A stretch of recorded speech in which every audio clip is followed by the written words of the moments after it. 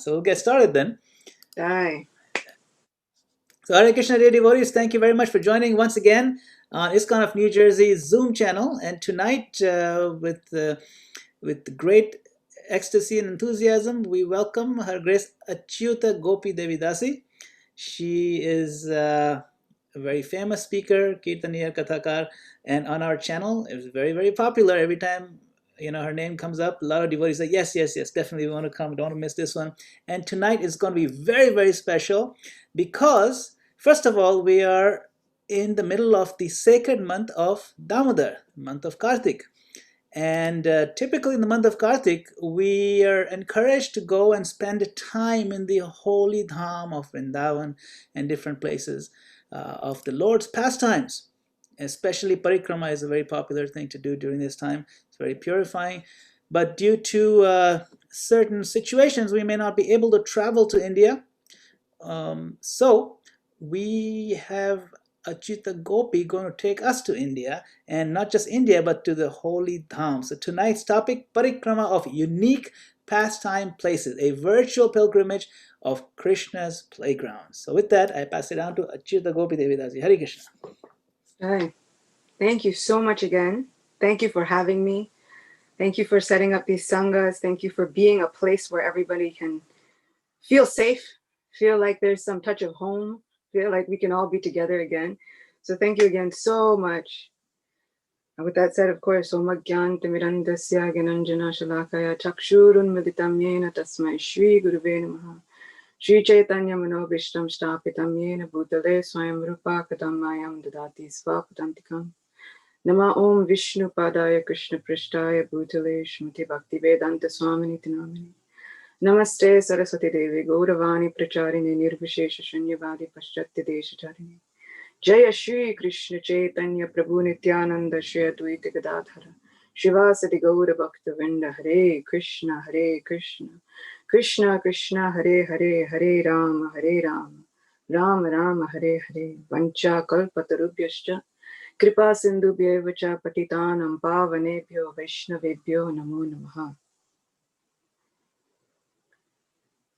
So I'm indebted completely to all of the assembled Vaishnavas who always send their mercy and their blessings and their good wishes and their prayers.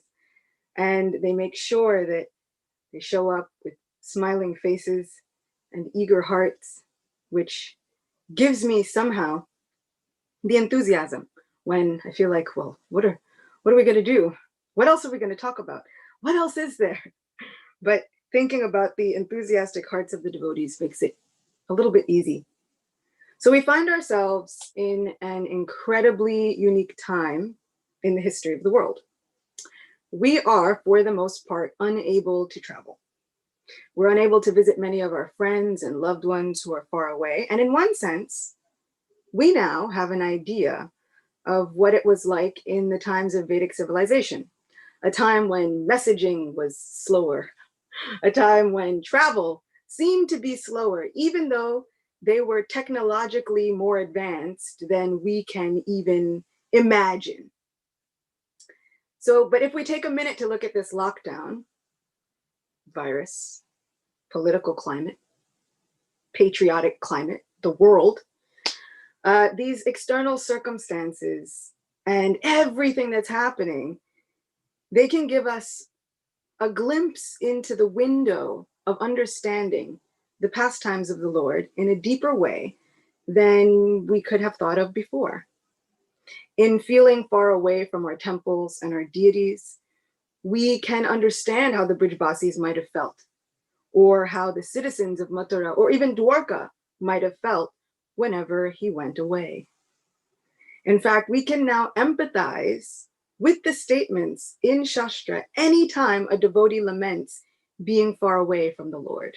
Whereas before, this feeling might have been a theoretical imagining, an idea in our minds.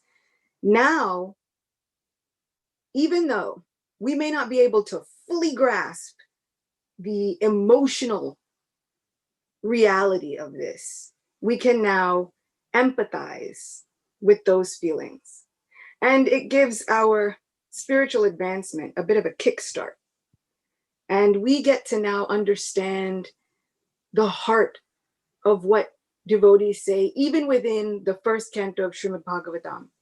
When the citizens of Dwarka are gathering just because Krishna has come back, and they say, "O lotus-eyed Lord, whenever you go away to Mathura, Vrindavan, or Hastinapur to meet your friends and relatives, every moment of your absence seems like millions of years. O infallible one, at that time our eyes become useless, as if bereft of the sun." So it all takes on a very different meaning for us now. Before, where we could go run to the temple, just go see him, no problem. Now we have to sit with this feeling and sit with this emotion, sit with this separation, which, even though they say great devotees feel as the highest ecstasy, doesn't always feel so pleasant for us. And we can even relish the words of Narottam Das Thakur echoing in our minds, being deprived of the association of such wonderful devotees, and the Lord himself, I bash my head against the rock and enter into fire. So it's not always, even though it's supposed to be the highest ecstasy, we can see that it is an uncomfortable feeling. It doesn't always feel the best. But at least speaking for myself, I know that I can't say that I have the spiritual maturity to mirror all of these feelings. But there's a small clue now. I feel like I'm getting a clue into how these great devotees have felt when they send a message from one country to another, or from one end of the country to another, just saying, "Oh, tell me how Rupa and Sanatan are doing. Just tell me how they're feeling while they're in Vrindavan, and maybe the Lord is in Puri." Now, as I watch different Zoom lectures and different videos and podcasts, and I relish looking at my Guru Maharaj, I think of those times when these devotees were so far away from each other. They're thinking, just let me get some word from my dearmost friends, my dearest associates, all of our devotees and spiritual guides and mentors.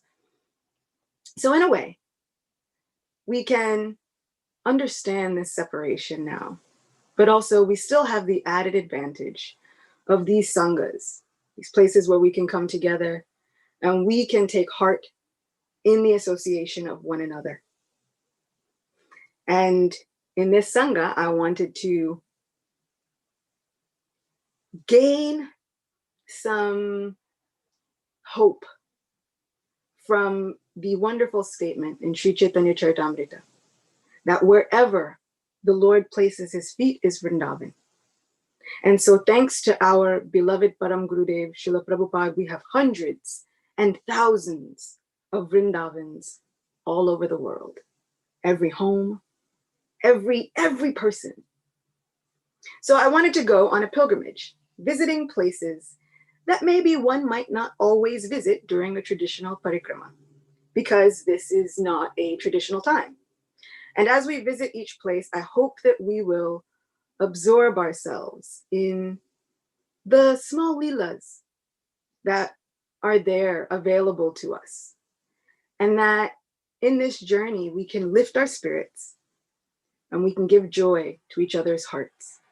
So I pray for your mercy and blessings that somehow I will be able to be a conduit for that grace and joy, knowing that if I give happiness to all of you, then ultimately that will give the most happiness to my Gurudev and Sri Govindadev. So we can begin our journey with a prayer to the gatekeeper of the realm of Sri Vrindavan Dham. We can pray to Gopeshwar Mahadev that he allows us entrance to the most wonderful abode of pastime places. Though we may be physically seated in so many places in the world, he knows how to help those die-hard Vaishnavas so that they are able to achieve their heart's desire of Bhakti Yoga. So from Stavavali, we have the prayer, Vrindavana Vanipate Jaya Soma Soma Mole Sanandana Sanatana Naradetya Gopishwara Brajavilasi Yugangri Padme Prema Prayacha Nirupadi Namo Namaste. O gatekeeper of Vrindavan, O Soma, all glory is unto you, O you whose forehead is decorated with the moon and who is worshipable by Sanandana, Sanatan, Narada, and other great sages. O Gopeshwar, desiring that you bestow upon me divine love for the lotus feet of Sri Sri Radha Govinda, who perform joyous pastimes in Vrindavan Dham, I offer my respects unto you again and again. And with that prayer in our hearts, we'll begin our journey. So if you'd like, get relaxed, free your mind from all the anxieties and everything else that is trying to come at us from these external circumstances. And let us just make ourselves available to travel through space, through time, to a mystical realm and see what happens. Our first destination is a place filled with wonder and charm. It is a place filled with unlimited potential. In its most natural state, when the many inhabitants of this place have cleaned it thoroughly, it is pristine and clean, filled with beautiful lakes with the power to heal with just a touch. It's filled with trees that can allow us to see endless possibilities and birds that twitter about unflinching faith. And sometimes this place, with its many pastimes, as we see even that happens within the earthly realm, sometimes this place can externally appear to be quite polluted. But we shouldn't worry, because at any moment, Krishna can arrive in this most sacred and holy place and make it gleam and glisten just like new again. Our journey begins in the mind and the heart. Our Sri Krishna first appeared within the mind and the heart of Vasudeva. This place is the seat of all the most amazing things that we could ever think of, all of the most incredible things that we could ever feel. It is this wonderful place that our dearest Lord, who is beyond all imagination, first chose to appear. So as we envision the beautiful lotus-eyed Lord within our minds, and we seat it upon the lotus of the heart, because in whichever and whatever form the Lord chooses to appear, he is always complete, perfect, and fully present. We pray humbly to invoke his presence within our minds and hearts now, as we think of the Lord entering the mind and heart of Vasudeva.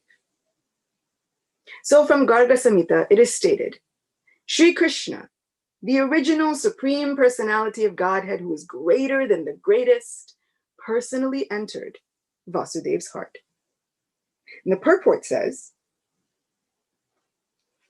from Bhakti Ratnakar, Srila Raghava Pandit describes the glories of Mathura, where Lord Krishna appeared as follows. This is the room of Devaki and Vasudeva, where Krishna, the Supreme Lord, took his birth. According to the Skanda Purana, a person who fasts, chants japa, and then takes darshan of this birthplace of Krishna is freed from all sins and is liberated. Also, in the Padma Purana, it is stated that anyone who once enters the Janma Griha, or birthplace of Lord Keshava, during the month of Kartik, achieves the eternal absolute truth, Sri Krishna. So it's a little bit selfish on our part, this parikrama, that we have the ability to attain the supreme absolute truth just by entering this place in our minds and in our hearts. We have the ability to journey to this place no matter where we are.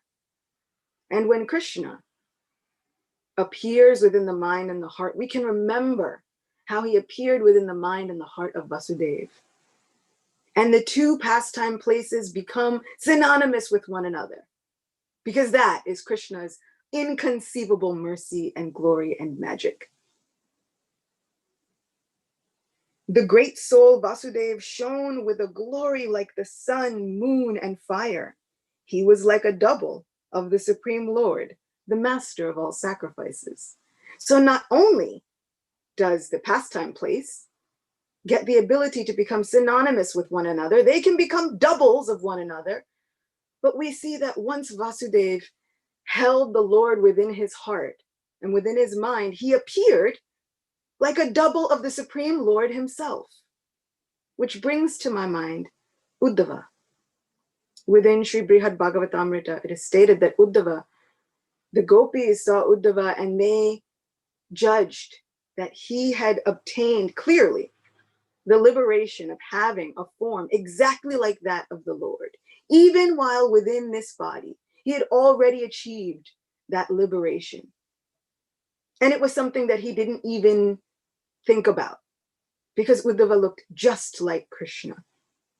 So we hear so many times that for those who practice bhakti, everything else is assured as a byproduct, whether it is some material thing that we need, whether it is a form of some kind of liberation, everything else is assured if we just give our hearts to bhakti yoga. And so this is exemplified in Vasudeva, looking like a double of the Supreme Lord. This is what is available to us if we bring him into our minds and our hearts. And it makes me remember that Uddhava was able to go and perform the devotional service of giving a message of hope to the Brijabasis.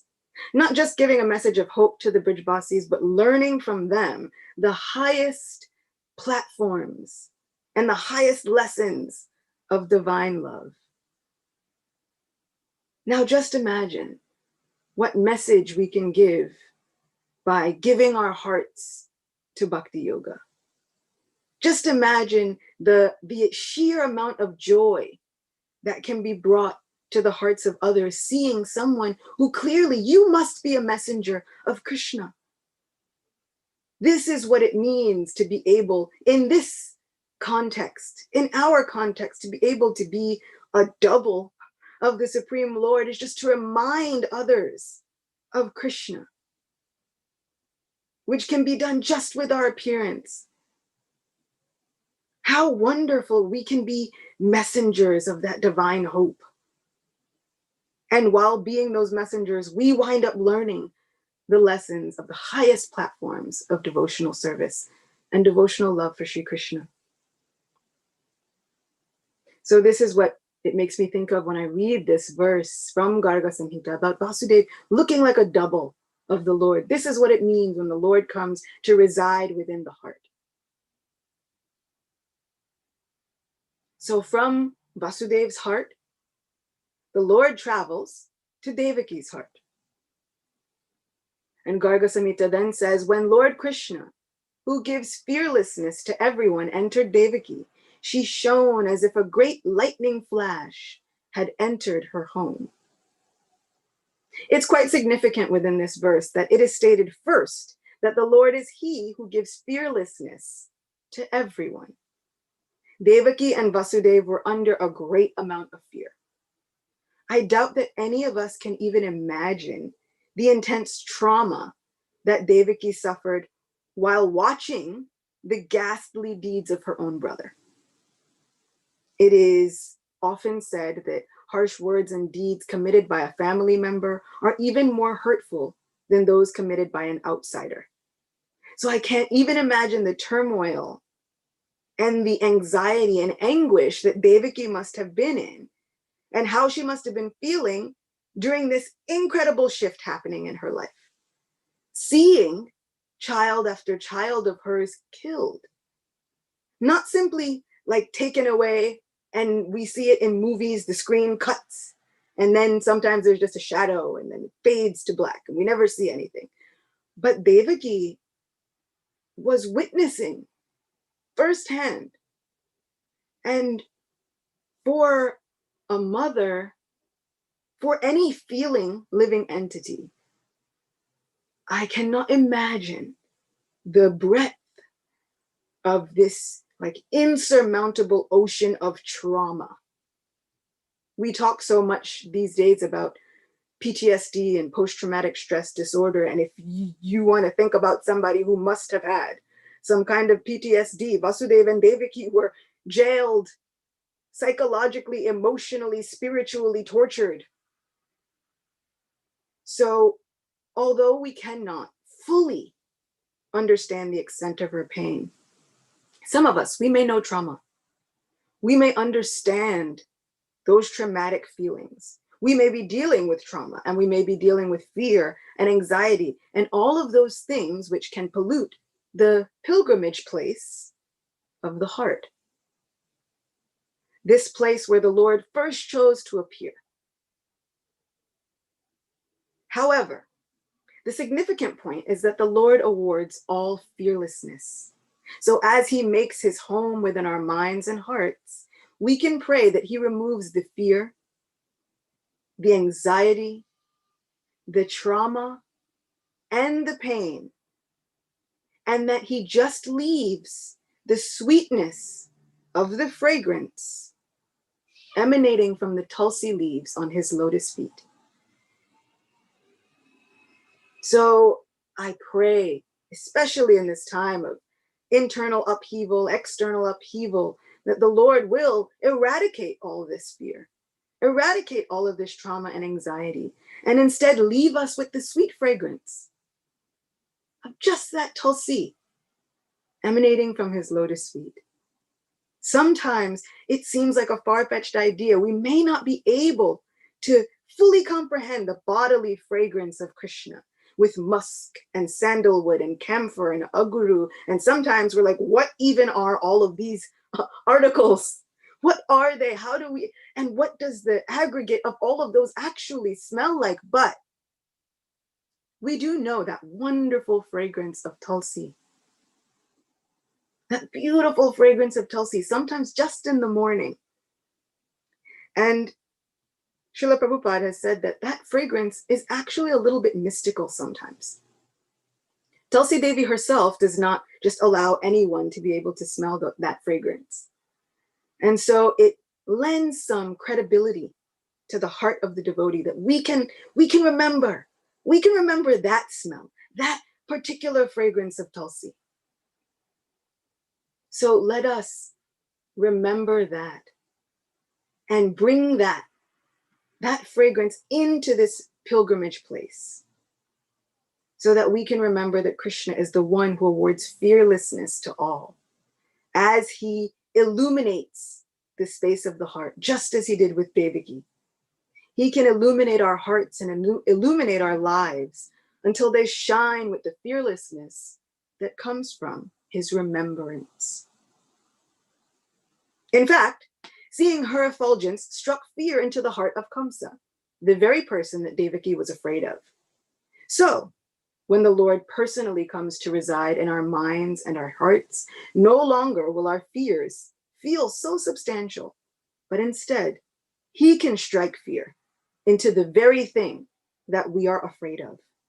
And we don't even have to pray for it. We can simply pray to Krishna, keep our minds and hearts as clean as possible. Keep the holy dham of our minds and hearts as clean as possible. Just make those places pastime places, and then he'll suddenly take care of the rest. Sachinandan Maharaj often says that the holy name is so merciful because he takes the menial position of a street sweeper. The personification of the holy name will arrive in the city of the heart. And then the holy name will personally clean that city, all of the alleyways and pathways. He'll sweep every street. And then the personification of the holy name will do one thing further. He will call Sri Krishna to that place and then install him, as our great acharyas say, within the temple of the mind and the heart. So we can pray. And there is a very significant prayer. After Devaki is looking and she is still feeling a little bit of anxiety and fear, she prays, Sri Devaki said, O Krishna, O Master of countless universes, O Supreme Lord, O flag of Goloka Dham, O original Lord, O Master of the perfect, O perfect one, O most perfect original Supreme Personality of Godhead, O Supreme Controller, please protect me from Kamsa's atrocities. So this is a prayer that we can all use. Feel free to substitute whatever names you like. Feel free to substitute whatever situations you need at the time.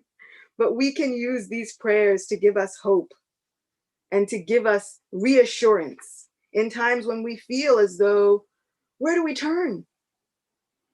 Sometimes we hear that pure devotees, they don't pray for anything but pure devotional service. But Srila Prabhupada also says that devotees, even if they are in danger, when they are in danger, the first thing they do is pray. When they are in anxiety and when they are stressed, the first thing they do is pray to Krishna. So we can take these prayers. These prayers are meant for us to take them, use them in our lives, press them to our hearts, somehow or other, memorize them so that in times of need, we can pull them. These are our arrows. These are our weapons for surviving in this material existence. These are the very instruments that we have to help us along this path. So in order to round up our trip to the pastime place of the heart, we can meditate on two wonderful prayers spoken by the demigods when they came to visit Devaki. And they pray to the Supreme Lord as a child, who willingly entered her womb by his own causeless mercy and his inconceivable pastimes. O blissful Lord, we place in our hearts the nectar pollen gently blowing from your lotus feet as you walk, rare pollen not attained by even the purest yogis, but only by they whose pure hearts melt with love for you. In our hearts we place wonderful you, whose handsome form is more charming than 100 million Kamadevs, who are the glory of the realm of Goloka, who are the master of Radha and the wealth of the earth. One purport says the object of knowledge, or the absolute truth, remains unattainable by Vedic wisdom alone. One must approach the Supreme with love and devotion to win his favor. That form of yoga, bhakti, melts the stone-like heart and allows one access to the purest person, Sri Krishna. So this is how we make our pilgrimage site ready and worthy for Krishna to enact his pastimes there. We see that Vasudeva and Devaki, going through trial after trial, tribulation after tribulation, they just continued to hold the faith that Krishna would save them. They had to believe in a prophecy that they heard once and not again. I am a person that if I hear that a blessing is coming or I even hear about a surprise, I wind up asking about it like every day. I need constant reassurance. Are we still on the right track? Oh, Govinda, what's happening? Well, oh, Govinda, well, how long is it going to take? Well, Govinda, when is it going to happen? Well, what's it going to look like when it happens? Vasudeva and Devaki heard a prophecy one time, and they were able to hold on to that faith in Sri Krishna so much that it became their meditation, their focus, their only hope. It became their very religion and their spirituality. They had nothing else but that belief. This is what melts the stone-like heart and makes it a pilgrimage place worthy of our Supreme Personality of Godhead. So if we are going through trials and tribulations, we're in great company. We're in the best company. We find ourselves in the best lineage. Unfortunately or fortunately, we have to follow in the footsteps of great Vaishnavas. And all the Vaishnavas have had some sorts of trials and tribulations. up to and including the Supreme Lord himself. So no one is immune. Trials and tribulations are part of our parampara, part of our tradition. So we can take heart looking at the different obstacles that come in our way and think, well, I'm following the right lineage then. We're in good company. So next, we travel to an even more mystical place than the first. We journey to a realm where we house our most cherished desires, the ones that we have which are not tethered to what we think we can achieve or not. We enter a beautiful realm which is not governed by any outside circumstances. We travel to the realm of dreams. It is described in Gopal Champu that Nanda and Yashoda, within the divine realm of Gokula, yearned for a child for many years without gaining the satisfaction of their hearts. They hoped and prayed and performed sacrifices, but all to no avail. Their story is told by Madhukanta and Snigdakanta, two court poets who daily regale Nandaraj and Yashodarani and the many inhabitants of Vrindavan with the soothing balm of Krishna's pastimes. Nanda Maharaj wished for a child like no other. Though the couple had all the wealth, in private, they spoke as follows. Nanda Maharaj said, "My dear wife, when the grief-stricken relatives perform sacrifice for bestowing on us a child, who is their shelter? At the time of Sankalpa, at the time of intention, my mind desires a son more wonderful than all others. How can this remarkable son be attained by pious acts? The son I desire cannot be attained by karma. He is the very cause of karma and the cause of the universe. If they perform sacrifice for another type of child, I have no interest. If it is impossible to gain such a son by following scriptures, my desire for attaining a son will diminish. How can an imaginary flower be sweet next to a parijata flower? What form can be sweeter than the form of Narayan, who is the supreme shelter of the Vedas and who is so merciful to me?" He later goes on to state, "I see when I hope for a child and when I set my intentions, I see an attractive child with dark complexion and long eyes playing on your lap. Is this a dream or am I awake? I cannot say. But dear wife, tell me, have you seen this dream as well?" Yashodarani is very shy to admit it, but she has also seen this very dream within her heart. So we can understand that our dreams, if Krishna is present within them, he has really been present in our lives. Not just are these daydreams that are had by Nandaraj and Yashoda, but after they have that conversation, they think, well, what should we do? And there is a Dwadasi Vrat that they perform for 1 year in order to gain the favor of the Supreme Lord. And when that 1 year vow had been completed and increased the desire in their minds, Lord Narayan appeared to both of them in a dream. He says, "When you have such intense devotion to me, why are you lamenting so much? That boy, blue like an atasi flower that you have repeatedly experienced, will appear as your son. Following you, he will be born as your son to spread his own bhakti in every kalpa. The forms of Drona and Dara I arranged in Swarg are your expansions." So we hear of Drona and Dara as the previous incarnations of Nanda and Yashoda, but here we hear from Gopal Champu that really those Swarga Loka, Drona and Dara, those incredible entities are the expansions, because Nanda and Yashoda really are the eternal parents of Krishna.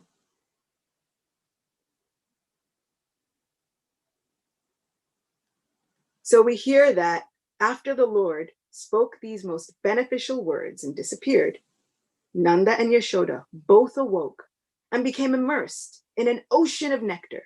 Speaking to each other and revealing it to each other, they became filled with astonishment. So the Lord is really present in our lives. It is an accepted Vaishnav truth that the dreams of the Guru and Krishna cannot be false. So I pray that as we circumambulate this wonderful pastime place of dreams, that the Lord's associates become so pleased with us that they see fit to appear in our dreams. If they give us the priceless jewel of their association, and if we are able to please them, then maybe Krishna will appear in our dreams too. Or maybe for some of you, he already has. I offer my respectful obeisances to Sri Krishna, who displays such wonderful and unique pastimes and pastime places. It makes me think of the sweet Damodarastakam and all of these translations. Krishna is not bound by anything. Krishna is able to do anything and everything. And for those who love him exclusively, he does anything and everything. So these are pastime places, and this is a parikrama that can happen at any time. This is a parikrama that now transcends our waking hours. We can now, Bhakti Tirtha Maharaj would often say, we can spiritualize our dreams. Listening to something spiritual 15 minutes or so before we go to sleep, reading something spiritual, saturating our minds with Krishna's wonderfully spiritual energy just before we go to sleep, can turn our dreams into a spiritual place of pilgrimage. So we have the mind, we have the heart, and we have the land of dreams. But we have to make a brief stop at the jail in which Devaki gave birth to Lord Vasudeva, Sri Krishna. Because of course it says that one who visits this place is able to attain the supreme absolute truth, Sri Krishna. So even though we visited it in the mind and the heart, let us take a moment to really place ourselves in that situation. In a darkened cell, who can imagine that the Lord of the universe would choose the most least likely place to create such a wondrous pastime? Stuck behind jailers and doorkeepers and guards and with chains and all kinds of things. I can't imagine the darkness, the dank atmosphere, because jails are not usually a pretty, very well-kept place. They're jails, they're dungeons. So we can think that normally a dungeon would not be a place where you could see yourself, rolling on the ground in ecstasy, thinking about the pastimes of our dear Sri Krishna Chandra. But now we have miracles happening in the least likely of places. So we can look at our lives and find the least likely place and then try and find out, has Krishna appeared there? We can look at the times where we feel as though, okay, maybe I felt so disconnected from my Krishna consciousness. And then we can look back and see, but did Krishna appear there? Did he perform some miracle in my life? I'm sure if we look back, we can find something. We can find some small thing. This is what I remember when I think about the jail cell, a place where you would not at all think that the supreme divine abode of all spiritual love, and knowledge, and transcendental bliss would choose to make his appearance again and again and again. Every time this pastime is performed eternally, this is what he chooses. So where are those places in my life where a miracle is the least likely to occur? Where are those places in my life where I'm least likely to gain the favor of Sri Krishna? And then how can I gain the favor of Sri Krishna in those places? Because if we simply bring him into our hearts. He has already assured us that he will be present there. No problem. Nothing is a problem for him. And not only does he make that dungeon a pastime place, but he also purifies the entire atmosphere around it. So if we look at those places where we are having the most trouble and the most difficulty, and we invoke the presence of Sri Krishna into those places, even if we feel afraid and anxiety, even if we feel ashamed or guilty, we can remove those jail keepers and ask Krishna, please appear in this place, and then make everything around it perfect.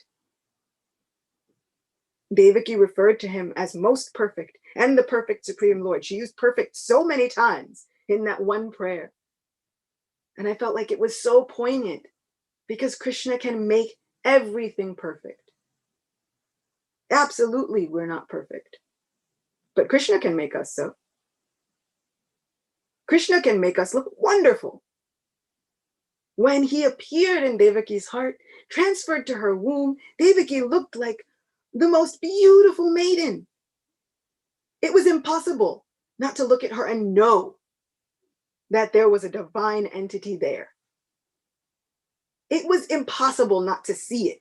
Kamsa saw it, jailers saw it, everybody knew. Demigods knew. So when we invoke the presence of Sri Krishna, even in those places that we think Krishna doesn't reside here, he has nothing to do with this, my shame, my worry, my fear, my anxiety, bring him there. Let us grab hold of his hand and bring him there. And then watch as he changes every constellation. Watch as he brings in seasons that are not even supposed to appear at that time.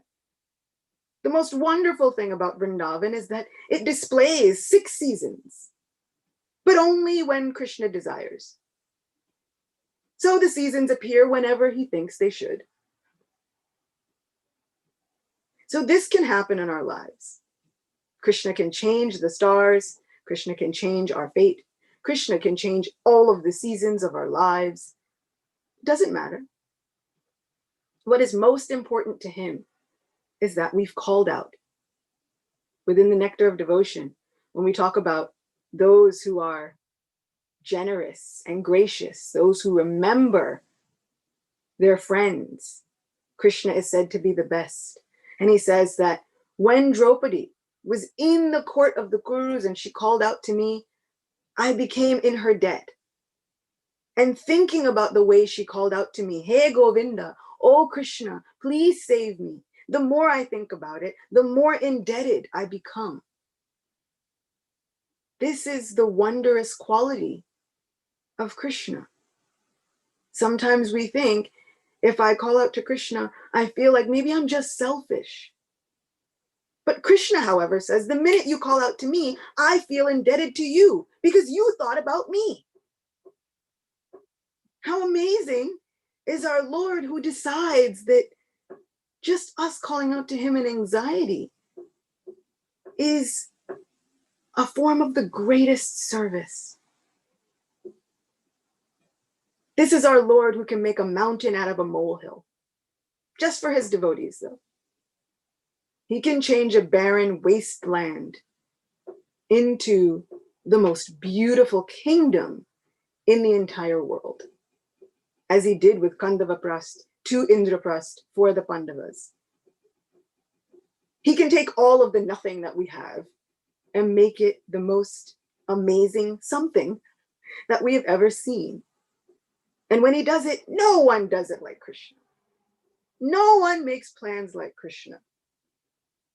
There's no one that can be a better arranger, a party planner, a better performer of miracles than Krishna. So when he makes all the constellations do what they do, and he makes everything happen exactly the way it should, and he makes our lives perfect, even in the least likely of places, somehow not only are our lives all affected, but the lives of everyone around us are affected. So just as it is said that during this Kartik Mas, those who observe vows not only give benefit to themselves, but generations upon generations of their families, Shri Krishna does the same thing. It is not lost upon me the irony that whenever Krishna performed a miracle for the Pandavas, it was in such a huge way and very public and almost kind of like in your face for the Kauravas. So this is what we can expect from our dramatic, wonderful Lord if we take shelter of these pastime places, which are so unique. And these are pastime places that we always have with us. We have our minds and our hearts. Those never leave us. We have the land of dreams, even if we don't remember them. Krishna can make it so that we'll remember the one that we had with his associates. We have readings, looking and entering in to that jail cell where Krishna decided to perform the utmost miracle, where he started performing miracle after miracle. We have these places with us always, no matter where we are, no matter what we're doing.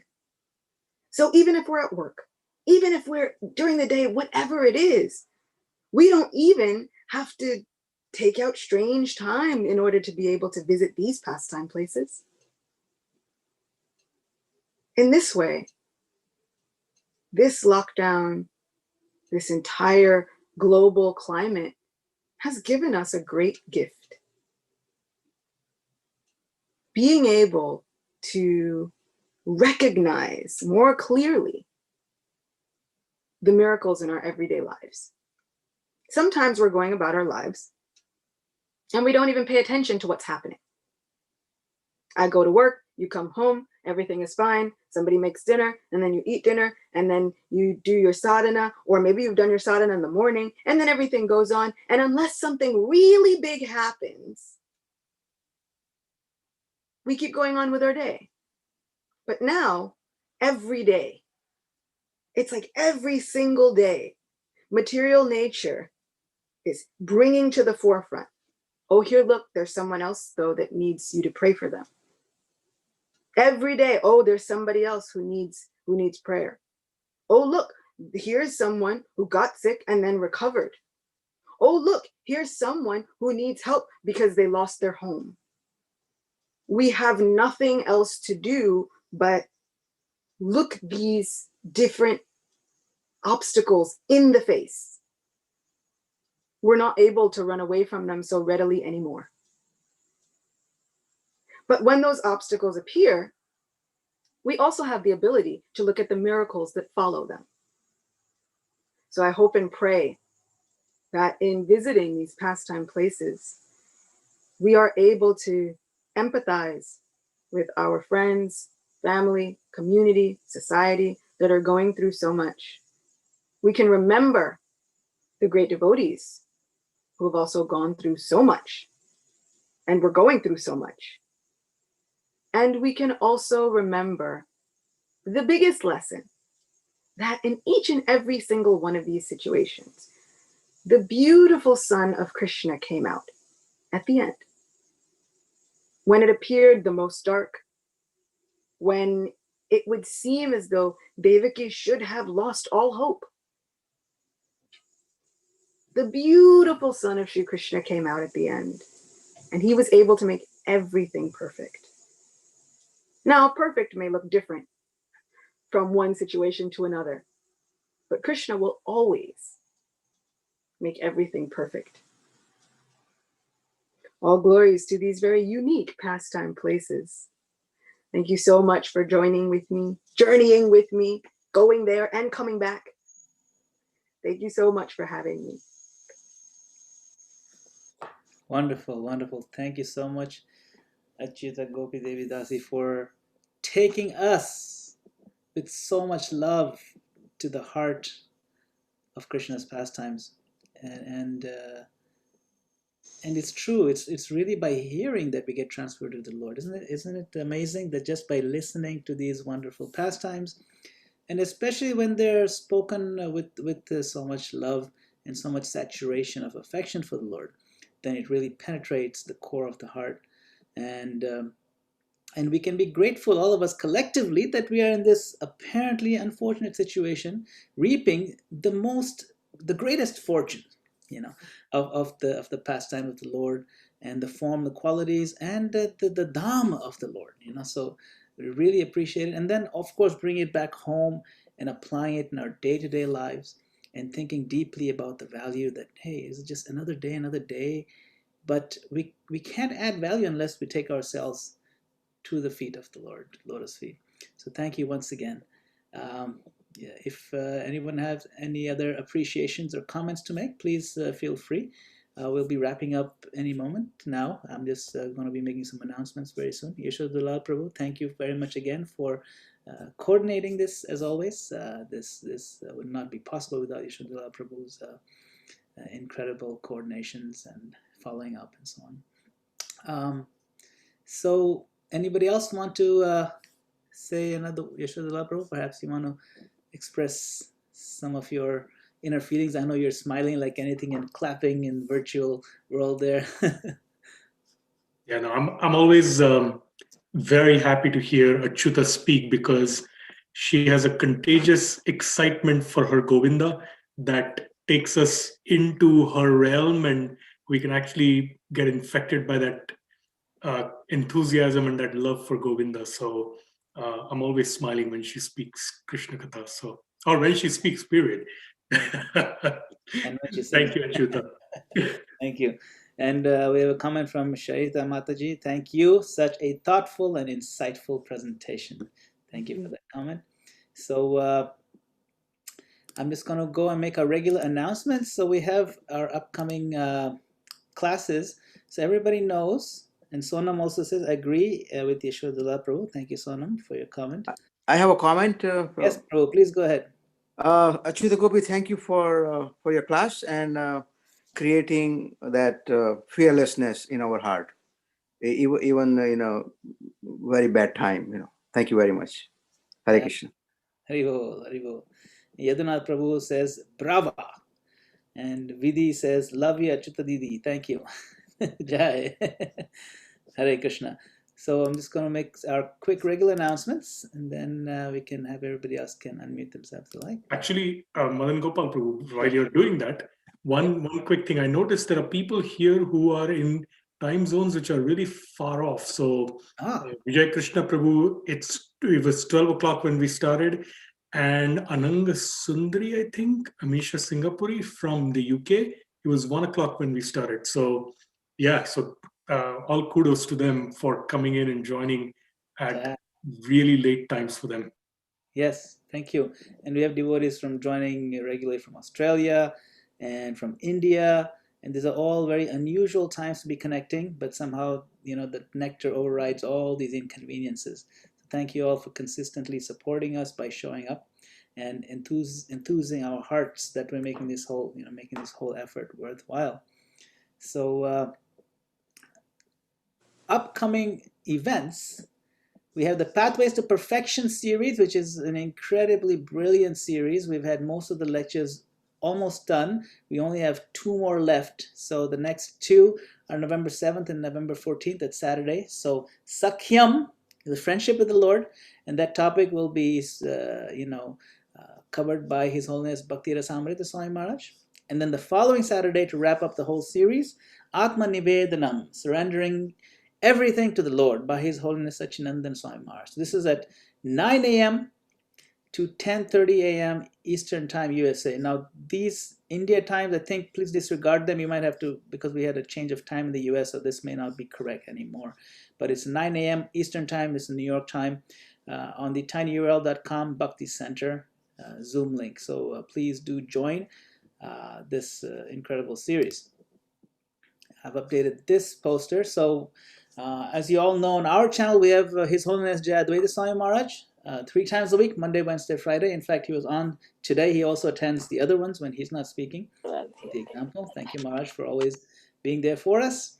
So please join. We're doing Canto 2, a very interactive and highly engaging discussion. Today we had Her Grace Acyuta Gopi Devi Dasi. On Thursday, we have a very special speaker, Her Grace Sheetala Devi Dasi, and she'll be speaking on Narottam Das Thakur. She's also the author of a very popular book on the life of Narottam Das Thakur, so definitely not to be missed. And on Sunday, we have our very own Venkata Bhatta Prabhu joining us on Sunday evening. So thank you all once again for joining, and we look forward to hearing from you, to seeing you, and your participation. Hare Krishna. So if you'd like, you may unmute yourself, and we'll leave the channel open for a minute or so, and you can say a quick Haribo to our wonderful speaker. Hare Krishna. Hare Krishna. Hare Krishna, Mataji. Thank you. Hare Krishna. Lovely class. Haribo. Athena says, thank you so much for enthusiasm and devotion. It's infectious. Hare Krishna. Thank you, Athena. Haribo. So we look forward to hearing again and again from Acyuta Gopi Devi Dasi on this channel, which is always back with popular demand. Good. And thank you for being there for this month of Kartik. Haribo. Thank you. Srila Prabhupada ki jai. Hey. Bhaktivinoda ki jai. Nitya Gopi Mande. Hari Hari Bol. Dear